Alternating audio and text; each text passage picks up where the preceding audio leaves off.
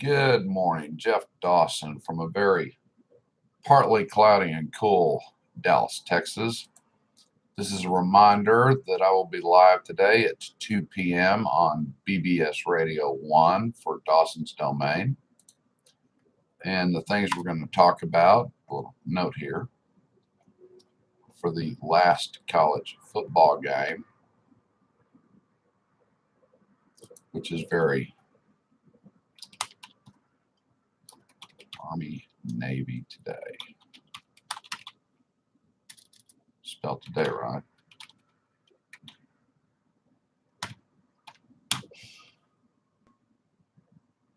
The Army Navy football game, the last game to end the college season. And it's always a good one. And it's not just because of the football game, but it's because these are the men and women that will defend our country. Politics aside, they're there to serve and protect the citizens of the United States. And what is interesting for those who haven't watched the game, they stand through the entire game. And I've been to plenty of college games, and even in my 20s, could I have stood and watched Oklahoma State play? No. But these men and women are dedicated to the cause. They know what they signed up for, and they're willing to put everything on the line to protect our freedoms and liberties. I'll also be discussing a book I read many years ago, which will be very fitting, and it was One Soldier's Story by Bob Dole, the senator who just passed. He was truly the last statesman this country has seen. He didn't get down and dirty like many of the politicians started to in the 90s. He was calm, cool, and collect. Hell, for those who don't know it, he actually did a Pepsi commercial with Brittany. And it was so funny because he had his dog sitting by him and Brittany's gyrating all over the place. And he just pets the dog on the head and says, "Down, boy." Yeah, no, it was on Bob's mind. It's very sad that we lost him, but he had a wonderful life and was truly a patriot of this country. And we'll talk a little bit about what the Texas Rangers have done. We'll discuss Oklahoma State's defeat to Baylor and how that actually hopefully works in their favor. There was also a tornado outbreak last night at the Tennessee Valley area. Get into that a little bit. Possibly a little bit about Rittenhouse and Smollett, because there's a lot of crap that's floating around out there that doesn't amount to a hill of beans. Of course, we've got the upcoming Beijing Olympics, and I'll have some thoughts on some of the quality news anchors. They're not even anchors. I don't know what they are. Maybe they should have all been at Pearl Harbor and sunk. We're not getting news today. I don't know. We're just getting crap and loads of it. Just crap-ola. And I do want to touch on this Fox tree fire that the left seemed to find so much humor in by Colbert and Kimmel and Noah, whatever his damn name is, and their ridiculously ignorant comments, but then that's what they're known for. And what is so sad is how many people actually laugh at this shit. I don't get it. You want to know what's wrong with America? Watch your late night talk shows. They are pathetic. And what else? One thing I really want to get around to, who is going to be the next Winston Churchill of the world? And I'm going to explore that because we don't have one. I don't see a world leader that could fill his shoes in today's tumultuous climate. I really don't. But it will be packed. You can call in to the show if you would like to be a part of the conversation, and that number will be 888-627-6008. Now, this is also a subscription service. Listening to the show if it's your first time, is free. But I've been doing this for over a year. I do it twice a month, and I've got more damn content than anyone I know, and it's relevant. You go back to the archives, and the one thing you're going to notice is the stories that I cover and talk about, and some of the guests that I have, we're about 2 weeks ahead of the mainstream media and their useless analysis and opinion polls and their groups of their, what do they call them? Their panels. Of course, they're all contributors to the station that's asking the question. So, of course, you're not going to find a diverse opinion on it. You get diverse opinions and analysis from me. Because even though I'm conservative, I look at everything objectively, or as best as is possible, without some bullshit spin that nobody really cares about. You want spin? Go to the circus. Go to a fair. Get on the merry-go-round if you want a damn spin. But it's just, the news to me just makes me ill. It just makes me ill. Because pointless. It's just opinions. Occasionally you'll get a fact or two. In COVID, I forgot to put that on there. Is that on my list of stuff? Because I saw an article this morning about New York's, what's her name? Hochul is implementing new mandates and all that crap. None of this stuff has worked. And now she seems to be all excited because her hospitalization has been going up. Where the hell have you been for the last 3 weeks? I track these numbers every Sunday. I post them. New York has been leading the big four for the last 3 weeks. What the hell is this? Yeah. What a bunch of crap.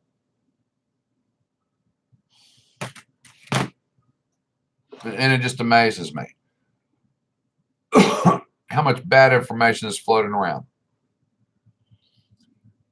I go through these numbers looking for some type of correlation, make sense out of them.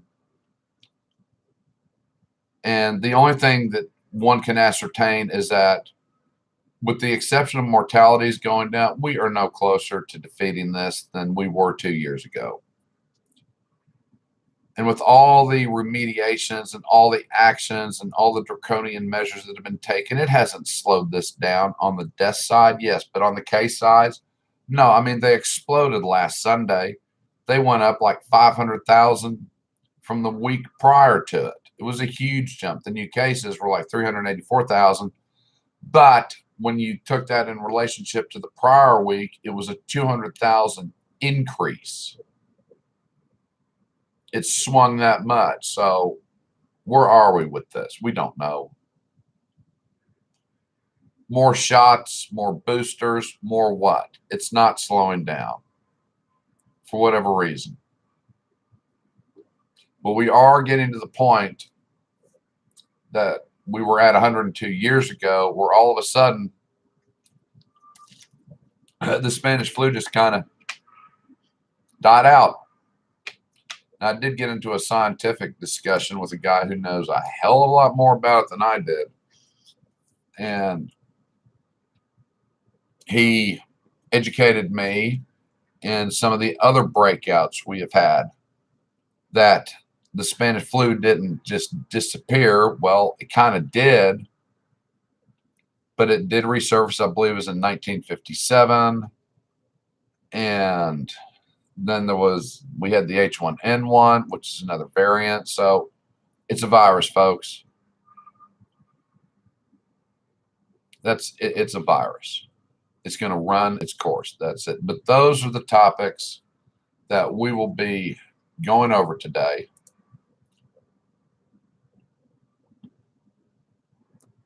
And I believe they will be very enlightening and educational.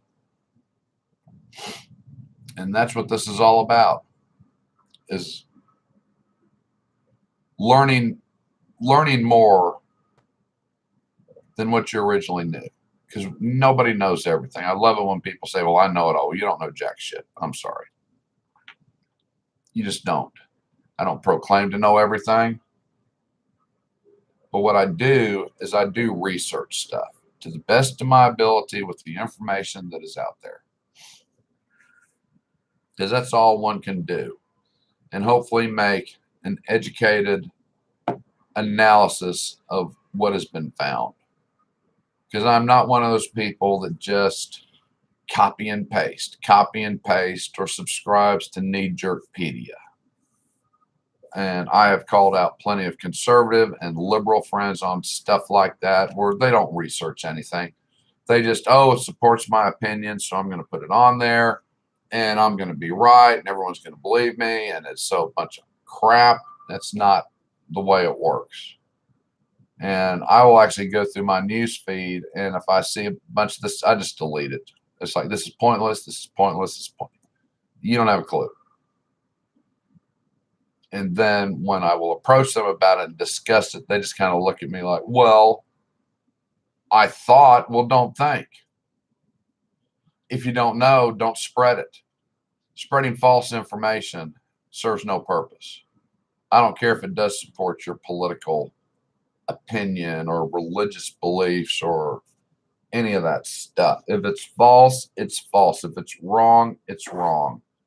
And a good example of that is I saw the Facebook posts on Judge clears the way for Rittenhouse to file a $110 million lawsuit against LeBron James. False. His lawyers know who they're going to sue, and they're making sure they've got all their ducks in a row. It's like Kyle said in his interview with Tucker that I have some very smart attorneys. They're handling it. And he will be probably close to a billionaire when all of this is done. I mean, you name the news organization, you name the politicians, that he can go after the companies, they can go after them personally. I mean, this is insane. The amount of, I'd hate to think how many suits these guys are lining up. And if they're smart, they're going to look at everyone's assets before they file those suits. You know, the news agency, CNN, MSNBC, ABC, they've got their liability insurance. But those companies have got to be nervous. They've really got to be nervous. It's like, my God, what are they going to hit us with? But you don't want to break them. You don't want to sue them to where they can go out and file bankruptcy and then Kyle gets nothing. So they got to be smart about this. And I believe they will be. And especially old Joe Biden. Because Joe made his comments when he was a private citizen. And I doubt he has a liability or libel rider on his policy. So his estate is at stake. And I'll guarantee you that when that verdict came out and bumbling Biden realized the things he had said about Kyle, that they are setting up shell companies and trying to hide every asset he's got. So they say, well, you can't touch that. But good lawyers will look at when the companies were formed, their incorporation dates, and will say, well, why did you decide to do this all of a sudden? What were you afraid of? Good luck with that. So this is going to be ugly. But those are the topics that we will be discussing today. So I hope you tune in. And again, that's on BBS Radio on Dawson's Domain at 2 o'clock Central Standard Time. I will see you then.